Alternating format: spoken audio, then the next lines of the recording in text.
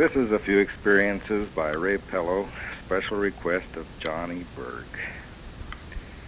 To start with, we'll start with a story of when I was 10 years old. My family had separated the year before, and I was living alone with my mother and my sisters and brother. There were 6 of us in all in the family, children that is. And one Sunday, we decided to have an outing and hike down by the river, which was about 4 miles away, through cattle country and pasture. I was a curious little barefoot boy at that time and was chasing every cottontail rabbit and jackrabbit. And I remember I found a bee tree that day, and I had to go way out of my way following the bees, and I looked at that tree and was thinking about how it could be robbed. Big hollow limb coming out off of it where the bees were coming in and out. As we got on a little farther, the folks got a long ways ahead of me. And there were a herd of cattle. I couldn't say how many. In my memories, it seems as though there must have been several hundred.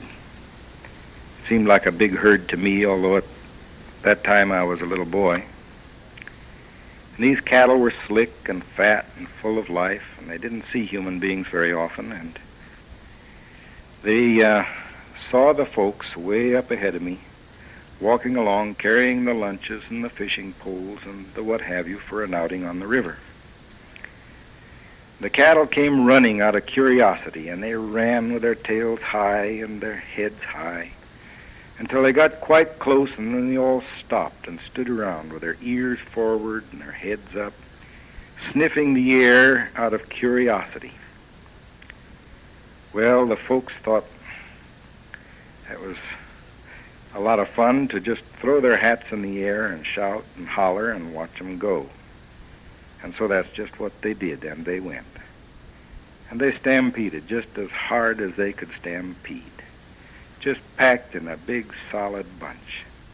But the trouble was they came straight for me, and at that time, there were no trees to climb. There was no place to run. I wasn't a fast enough runner to outrun those cows because they were coming just as fast as they could come. You couldn't even run around them. It was too big a herd. And the only thing I could think of to do was to try to turn them, if I could possibly turn them. So I pulled an old cap off my head and started waving it as hard as I could wave it, braced myself, and started yelling "Suey" just as loud as I could yell. "Suey, suey, suey." Well, the cattle kept coming, till here was a big wall of horns and heads, just a solid wall of them, packed just so tight together their sides were rubbing, within 50 feet of me, coming straight at me. No place to go, impossible to run. But I kept yelling "Suey" and waving my hat, hoping that somehow I could turn them. But they couldn't turn. They were running too fast and packed too tight. Pretty soon they were within 10 feet of me. Things began to look kind of impossible, still packed tight together and coming just as hard as they could run. And pretty soon they were within 4 feet of me, right in front of me, heads and horns. Still standing there waving my hat and yelling "Suey" just as loud as I could yell. Then something began to happen. The cattle in front, right in front of me, began to push to one side, shoving the other cattle over. And they pushed to my right side, and they pushed to my left side. They just almost grazed me on each side, but they made a little opening, and I went right through the center. I can to this day see these heads bobbing up in front of me, one right after another, till they were within about 4 feet of me, possibly 5, and then pushing to one side, and then pushing to the other side, and leaving a little hole and closing together behind me. I still kept waving my hat and yelling "Suey" just as loud as I could, until finally the last cow had passed. By that time it was such a dust cloud, no one could see whether there was anyone there or not, and I imagine my folks figured that was the end of me. But it wasn't long. I came walking out of the dust cloud, just as healthy and happy as ever. No harm done. I'll never have any doubt in my mind but what there was a guardian angel standing right there in front of me. And I've always thought of it, and I've always remembered it as such. And I hope someday to meet that angel and to express my gratitude. This is February 13, Montemorelos, Mexico, and we are having the rare privilege of Johnny Berg coming down to visit us, and we are thrilled to death to have him here with us this weekend. Sorry to see him leave tonight. And he's asking me to repeat these stories again, as he has heard them when we were together in school many, many years ago at La Sierra. Time went by. My folks had separated, as perhaps I mentioned before, and we shifted around here and there until I was about 14 years old. I had just completed the 8th grade in Santa Rosa, California, and I heard they needed some tomato pickers at Merced. I had put together an old bicycle which I had gathered parts from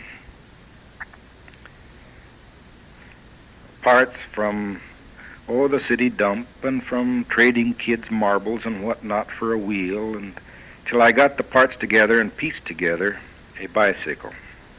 I did have to buy the tires, and I bought the seat, I remember, but the rest of it I got from here and there. When I went to Merced, I took the bicycle with me, and while I was there, I found the grate out of an old oven, and I patched together a little tandem carrier to put on behind the seat so I could carry a little load once in a while. After I'd been there a short time, I was living at the time with a married sister. We had a little argument. I decided that was no place for me. I'd only been there a week or so. And so I went out and got my bicycle and tied on the back of it my old wool sweater and stuck a few things in my pocket, and I had about $6 at the time. I started down the road. My sister didn't think I would go very far, but I didn't have many intentions of coming back. It was about 4 o'clock in the afternoon, I remember, at Merced, California, when I left, and I rode probably 35, 40 miles that night, stopped at a bridge, and went down underneath the bridge, and there was a nice sandy place to sleep, but I couldn't sleep. I was a bit nervous and a bit upset. I'd never been away on my own completely before, and I knew this was it. I was leaving in a direction where I had never been before, and I didn't know the country, and I had no intentions of returning back. That night I wandered around, and I knew that the weather was quite hot in the valley, and I would have to have drinking water, so I found a couple of gallon water bottles. I didn't know how clean they were, so I washed them out the best I could, and then I thought I'd better boil them. And the first one I tried to do, why, I broke the bottle. It cracked, and so I was a little more careful with the second one. I got it pretty well scrubbed out and cleaned up, and I found a gunny sack, and I wrapped it all around it to keep it covered and keep it cool. And tied that on in back of my bicycle. Well, along toward morning, I did lay down in the sand there and got some sleep, but I was ready to go at daylight again. Went on down the road. I filled the water bottle with water at the service stations, and then wet the sack on top, and the water stayed nice and cool, and I had plenty of use from that water as I went along. I got pretty well beyond Fresno, between Fresno and Bakersfield. The second day, and when night began to fall and began to get dark, I didn't see any good, convenient place to stay, so I went out into a grape vineyard, which there were many grapes along there, and grapes were all up on terraces, and I got out in the grape vineyard where I was out of sight and laid down in the sand and slept there that night. The next day, I got up and went on, and I got a little past Bakersfield, and I noticed the bicycle was pumping awfully hard, and I couldn't understand why. I'd never been that far south before. I didn't know the road, but there was something wrong. I felt just like I was going uphill, but it didn't look like I was going uphill. I remember even as much as laying down out there and looking up and down the road and standing up and getting every angle I could to try to figure if that was uphill or if it was downhill, because it was sure tough pumping. Later I found out I was going uphill, but it's a long, gradual grade going up toward the old ridge route at that time, which was a narrow, winding road. I hadn't gone very far beyond Bakersfield when there was a man there mowing hay. Apparently had a large dairy back in there. And as he came by, he stopped and talked to me a bit and wanted to know if I didn't want a job. I was really tempted. I thought maybe this is where I ought to go, because here was a place where I could work and earn a living and get some money, and that's what I needed. I had very little in my pocket and no prospects in front of me. But I didn't accept his job. For one thing, the weather was terribly hot, and I didn't know if I wanted to stay in that real hot climate or not. I had done that kind of work before, and I would have known how to do it, but I don't know, something just prevented me from accepting. So I didn't take the job. As I got going up the grade more and more, and the pumping got worse and worse, I began to see that I was having a pretty rough go of it. And a truck had come by, and I would hook on behind the truck for a tow. But somehow or other, they'd always find out I was back there, and the truck would stop and kick me off and say, no, not permitted, so I couldn't tow very far. I did this 2 or 3 different times, but I got kicked off from every one of them and found out that that wasn't where I was supposed to be. But I really worked getting up that first long grade. I don't know how many miles it was, but it must have been some 20 miles or more, a steady climb. I finally reached the top of the ridge, the first long climb, and oh, what a big sigh of relief when I saw a long, long downhill ahead of me. Still a narrow, winding road, 2-lane highway, and very winding. So I started coasting. What a relief. And the coasting kept going faster and faster, and I was enjoying it more and more until it began to get pretty fast. And the bicycle began to vibrate. And I began to think, maybe this is fast enough. I better start braking a little bit. But when I put on the brake, nothing happened. It just like coasting. No difference. And I still kept going faster and faster. Well, I was going around those curves by this time with such a slant that I was afraid the wheels might slide right out from under me, especially with the vibration of the bicycle, as hard as it was going that fast. If I had met a car on those curves, I hate to think what would have happened, because I could have done nothing about it. I finally came to a little straight stretch in the road and figured, if I'm ever going to do anything, here's where I'd better do it. I'm not slanting, I'm going straight up. So I got up and come down with all the force I could, pulling on the handlebars, and gave the brakes all I could give it. And the back brake locked. It just locked the back wheel. Threw the bicycle into a skid. I was young and nimble at that time, so I landed on my feet, hanging onto the handlebars, and we skated down the highway with the bicycle balancing me and me balancing the bicycle. I don't know how far I skated, but it seemed like an awful long ways. Finally skated off toward the edge. It was difficult to do any guiding, and I stopped within about 4 feet, I believe, of the edge of that road, and I could look over the precipice, and it was a long, long ways down. I hate to think again what might have happened if I had gone 5 feet farther. I decided this was no good. I had to do something about this. It took me a while to unlock the back wheel because it was locked solid by this time, going so fast and hitting the brakes so hard. But I finally got it worked loose, got it limbered up. But I never did let that bicycle get going fast again. If it got going a little too fast, if I couldn't do anything else, I put my feet on the ground and stopped or jumped off or something. I didn't let it get going too fast anymore. But I worked on down that grade and up the next and was going along. This happened, by the way, This happened, I believe, in the year 1923. I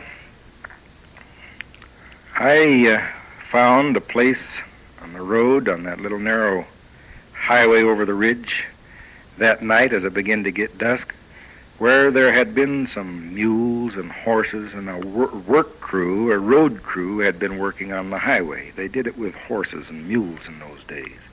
They'd left a pile of straw on a little place there beside the road, and it was getting time to pull in for the night, and I was a long ways back in the mountains, and it was getting cool up there by that time. Up in the mountains, it was quite cool.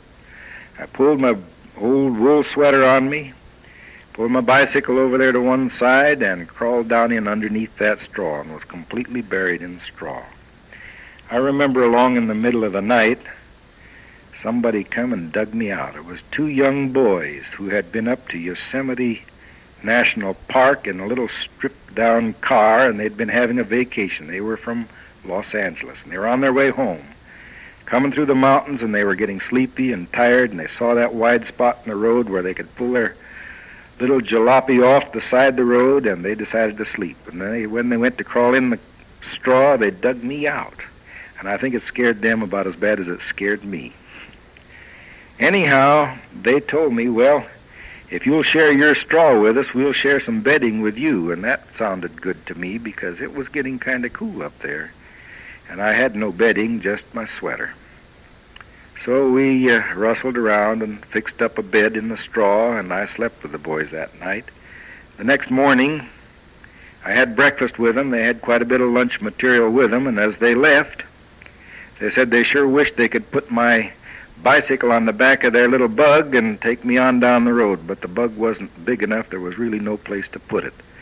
But they gave me what they had left of their lunch, which I accepted gratefully, and I was stretching my dollars. I didn't know when I'd find a job again, and I knew it had to last me until I did.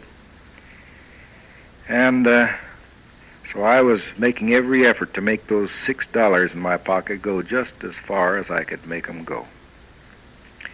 Well, the boys went off and left me early the next morning, and so I started on down the road on my bicycle again. Well, you know, I've always been a country boy, and I've never had much to do with the big cities, and when I got around cities and traffic and people, it always frightened me. And to this day, I don't know what route I took through Los Angeles, but I know I found myself finally in Los Angeles, going on through. I came to a long street where they had been putting in sewer or pipeline or something, and they had a big ditch dug, and the dirt was piled up right up to alongside the streetcar tracks. Quite a long stretch of ditch and a pile of dirt, so I couldn't get off on the right side. Of course, the traffic was the wrong way on the left side. They didn't have one-way traffic in those days. And here come the streetcar behind me. Well, he started clanging that old bell on the streetcar, and he clanged it. And the more he clanged it, the faster I went, because there was no place else to go. I couldn't go to the right, and I couldn't buck the traffic on the left. So I just went faster and faster, and my heart was going about as fast as I was. And he was right up behind me then, and just a clanging for all it was worth, when the road was getting a little bit bumpy and rough too, when all of a sudden my water bottle worked loose from my little stand in back of the seat, and went crashing to the pavement. Well, I started to stop and pick it up, but of course it was broken, even though there was a gunny sack around it. And the streetcar clanged all the worse. He just clanged like mad. That frightened the life out of me, and I just jumped on the bicycle and kept it going and left the old water bottle laying there on the pavement. We finally came to the edge of the ditch where I could get off and away from in front of the streetcar, and I just kept it going. To this day, I don't know how I ever got out of Los Angeles and got on the right road, but as I was pulling out of Los Angeles, I noticed signs that said San Diego, and that's the direction I wanted to go. So I went on toward San Diego. Some ways out of Los Angeles, I found a little culvert. Not much of a bridge, just more of a little culvert. But when it was time to sleep, I pulled down where I'd be out of sight, crawled into that culvert, and went to sleep with my bicycle down there beside me. And I had a pretty good night's rest that night. The next day, I got up and went on. And I rode on until I came to the old Torrey Pines grade. And here was my next thrilling experience. When I came to this grade, first there was a long, steep grade going downhill. And it went right down to almost on the beach. And it followed along the edge of the beach, and you could see the breakers in the ocean right out to my right. And then it goes up a long, real steep grade on the other side, and it isn't too far from Los Angeles. I mean from San Diego. As I started down this grade, here again I came to a place where gravel or sand, I might say, fine gravel or sand, had been piled along the edge of the road where the road crew were getting ready to work on the road. It was a solid pile, just one dump load after another, right along the edge of the road. I could see the bottom of this hill, so I figured there's no harm in just letting the bicycle get away from me. I'd never done it again since I had the experience on the ridge. But here I thought there's a bottom to this hill and an upgrade on the other side, and I can handle whatever comes as long as I can go straight and see an uphill to slow me down on the other side. So I let the bicycle go till it was going real fast again. But what should happen? But down the other side and coming up toward me came two Model T Fords racing neck and neck. They took up the whole road. There was no place to go beside them. There was no place to go between them. And each one was trying to beat the other, and they weren't gaining hardly an inch, either one, on each other. I thought surely the one that was on the wrong side, on my side of the road, they were coming toward me. Surely he would slow down and get behind the other fella and give me room to go by. He could surely see me coming. And I knew I couldn't stop because I had no brakes. And by this time my bicycle was going plenty fast. Well, he didn't stop. They just kept coming, neck and neck, taking up the whole road, till he was, I don't know how far, but it seems to me it couldn't have been over 30 or 40 feet from me, coming at me as hard as he could drive. Then he realized there was going to be an accident, and so he slammed on his brake, but it was too late then. I couldn't avoid him.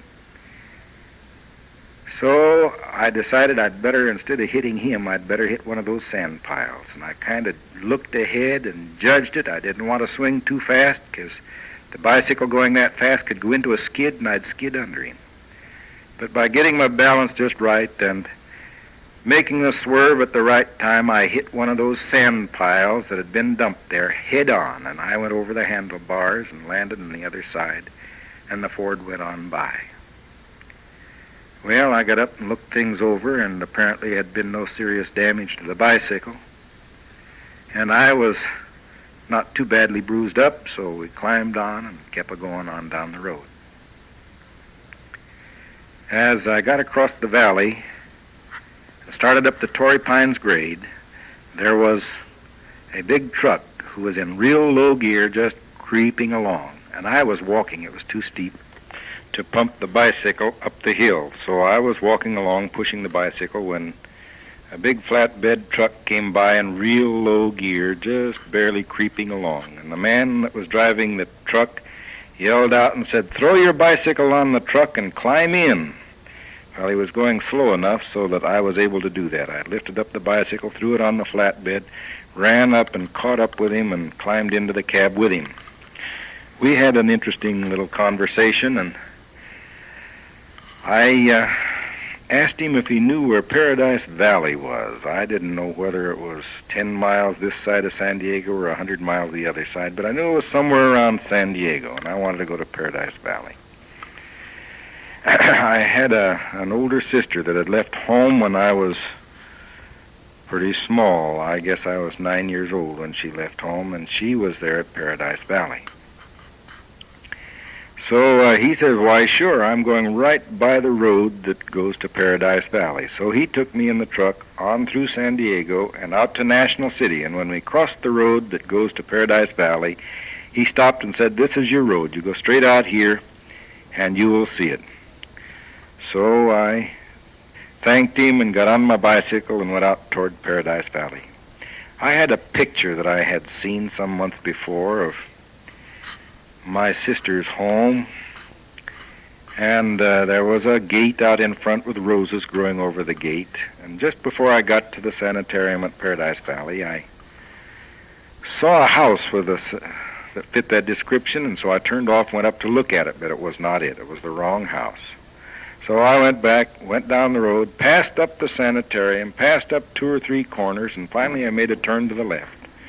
And about the second house I stopped to, I said, "Well, there's a gate that looks like that picture I saw." I was too bashful to ask anyone, I guess. So I stopped in front of that gate and was looking at that gate, and I thought, well, that looks just about what I saw in that picture. When all of a sudden I heard someone inside, and by the way, it was Sabbath afternoon. I heard someone inside say, "Well, look who's here." And here come my brother-in-law out, and then my sister, and gave me a grand welcome. I was not an Adventist at the time, and in fact I had a lot of resistance up against being an Adventist. I was determined in my mind and in my heart that that's one thing I was not going to be. But I hadn't been there but a day or two when I got a job out around the garden, hoeing weeds in the roses and in the flowers around the sanitarium for 15 cents an hour. I worked there for about a week or so when they needed a bellhop in the sanitarium. So they came and asked me if I'd do that. Well, that scared me to death. I wasn't used to working around people. If it was around cows or horses or something like that, I might have been at home. But around people, that frightened me. I almost thought it would be better to work for 15 cents an hour hoeing weeds than to go in there and bellhop for 25. But I needed the money. I had to live. Incidentally, one thing I didn't mention, I had stretched my money. I didn't know how long I was going to have to live with that $6 I had, and I counted it up how much I spent on my trip from Merced to Paradise Valley. It took me exactly 4 days. I left about 4 in the afternoon, and I arrived 4 in the afternoon, and the trip was 400 miles, so I averaged just 100 miles a day. I had spent 95 cents when I got there. Well, I accepted the job as bellhop in the sanitarium, and I enjoyed it. I soon got onto the ropes. It didn't take me long to learn to answer the bells, and I enjoyed it. Then they had trouble out on the dairy. There was one of the men that got sick or had to quit or something, and they needed another hand on the dairy. Well, that was what I was more used to. So I went out and helped them on the dairy. And there was a man and his son that was just a year or two older than I that were milking the cows, and I had milked cows before. And I started counting up, and I was milking more cows than the other two put together. But that didn't matter. I was enjoying it. And then they came back and wanted me to bellhop again, and got to where I could have worked on any department that was there around the sanitarium. I had no problem with work. Wages were 25 cents an hour at this time. Well, they needed me so bad inside, I didn't stay on the dairy too long, a few months, and I was back in the hospital again, bellhopping. Soon the summer was gone. I had just graduated from the 8th grade. In fact, I had run away a few weeks before graduation at the 8th grade and didn't even finish the year. But they sent me my credentials, and I had graduated even though I was absent. Apparently they had passed me and sent me all my grades. I did not want to go to an Adventist school. I was determined I was not going to be an Adventist. That was out. So I started looking for a public high school where I could go. But the closest one was in National City. And for me to hold my job, I had to go to some school closer by. Well, they told me if I would go to their church school there, I could work before and after school and have all the work that I had time to put in. I weighed this problem for several weeks before school started and finally decided that that was the only thing left to do. I just couldn't go to a public school. It was too far away. If I was going to work, and I had to work if I was going to eat, I had to work. And so if I was going to school, the only place I could go was to our Adventist 10th-grade school that we had at Paradise Valley. So I finally decided, okay, I'll go to their school, but I'm not going to be one of them. I'll show them. Maybe I can teach them a few things. I thought I had a few ideas of my own. Well, I went to school there, but there was an old man who lived at Paradise Valley at that time. In fact, there were two that impressed me very much.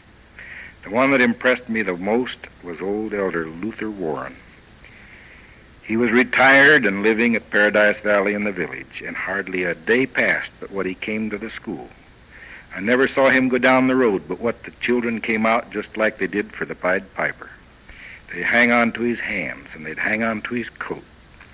And he always had smiles for them, and stories, and cheerful words. He loved the children, and the children loved him. He used to come to the school, and he would tell us stories and talk to us at school. He got under my skin. I just couldn't help it. He got under my skin more and more, and pretty soon I got to studying with him, and he started studying with me. Well, we studied off and on, and he had me memorize many things from Sister White that I'll never forget. Even to this day, I remember the things he had me memorize. After about 2 years, which exhausted the schooling I could take at that place, he decided I was far enough along that I could be baptized. He was too old to baptize me himself, so I believe it was L.A. Wilcox who performed the ceremony, and I was baptized, and a few weeks later decided to go to La Sierra Academy. When I decided to go to La Sierra Academy, practically everyone around Paradise Valley that I knew said, don't go. You can't do it. You don't have any money to back you. You don't have any money to help you through. Why don't you go to Madison, Tennessee? I almost decided on Madison, Tennessee, because they said nobody had ever worked all their way through La Sierra College. They had to have some help. Well, I weighed it back and forth, but there was one man who was in charge of the repairs and the boiler room and some of those things around Paradise Valley Sanitarium. His name was Anspack. And he'd come and pat me on the shoulder, and he says, go to La Sierra. You can do it. He says, I know you can do it. He's the only one that gave me any confidence. Everyone else said, no, you can't do it. Nobody ever has. It's not geared for that. Well, it was early in the summer. I had a younger brother and a younger sister that I had been helping with what money I earned. The rest of it I had given to my oldest sister and brother-in-law who were married and living there. Most of my clothes were clothes that had been given to me from friends and folks around there. I had spent practically none of what I had earned except for my tuition and to help my brothers and sisters. So when I left there again, I had but about $6 in my pocket. And I got on the bus and went to La Sierra. When I arrived at La Sierra, went into the dormitory, I was met by old Floyd Baldwin. And he gave me a job at first around the grounds, mowing the lawns and working in the garden and various things. I remember there were a lot of small pepper trees that had just been planted around the La Sierra campus. And Baldwin says, you know, those trees were given to us, and we were advised to plant them around the campus, but they're messy trees, and I don't like them. If you want to do me a favor, when you're running this old lawnmower around mowing the lawn, you accidentally run over those trees and kill them if you possibly can. Well, you know, I ran that lawnmower over those pepper trees on the La Sierra campus time and time again, but it just wouldn't cut them clear off, and they just wouldn't die. They kept right on growing. Well, I hadn't been there too long, and they were short a hand down on the dairy. Now, that was right up my alley. I grew up under a cow, and I kind of knew which end to work on, and so I said, sure, I can milk a cow. Well, they said, come on down, we need you. So I went down to the dairy, and as soon as I started milking, for a while, Stearns come out, and he says, boy, you got a permanent job. By the time school started, he left me as student in charge of the dairy. And he gave me pretty good wages for the time. I started out, I believe, at 25 cents an hour and worked up to 28 cents an hour, which was the top pay, I believe, at La Sierra at that time for student labor. Well, I had piled up quite a few hours during the summer, had a pretty good credit piled up, and I went on to school and took full academic work. Finished in 2 more years. 1928, I graduated from academy there. At the end of my first school year at La Sierra, I had been so determined that I was not going to go in debt and that I was going to make my way, that I had done my best to make it go. And by the end of the first school year, the school owed me some $128 or something like that, if I remember right. And so perhaps I was the first student, according to what word I had gotten, that had ever worked all of his way through at La Sierra and still taken full work. I stayed there another year and graduated from academy there. The year before I graduated from academy, La Sierra was made into a junior college with a very few, some 30 or 40 students. And so the second year was a junior college. I stayed on and went to junior college there. And in all, I went to La Sierra for 4 years. It was at La Sierra that I met my wife, Mamie Pellow, Mamie Godfrey at the time, and she decided to take nurses training. After I'd been milking cows there for about 4 years, I was out there about 2 or 3 o'clock in the morning one morning, tired, working 7 days a week, getting up early every morning. And I got to thinking, you know, am I going to do this all my life? I'd been at it for a long time. This is getting old. I better start doing something different. I had started in college, thought maybe I would take ministerial, but I was a misfit. It didn't click. I tried to give a few sermons, but they didn't go over. I knew they didn't go over. It was just wasn't for me. So I decided all of a sudden, with the help of my girlfriend, Mamie Godfrey, to change and take medicine. My last summer at La Sierra, I stayed there through the summer and took college chemistry. I had already graduated from academy, but I took some academic Spanish from old George K. Spear in order to fill my requirements for pre-med. And then I went to San Bernardino Junior College the following year because I had no money to go anyplace else. Well, after 1 year at San Bernardino Junior College, I went to PUC, finished pre-med at PUC, and started medicine. And here I am now at Montemorelos, Mexico, as one of the staff doctors in our mission hospital here. I thank you.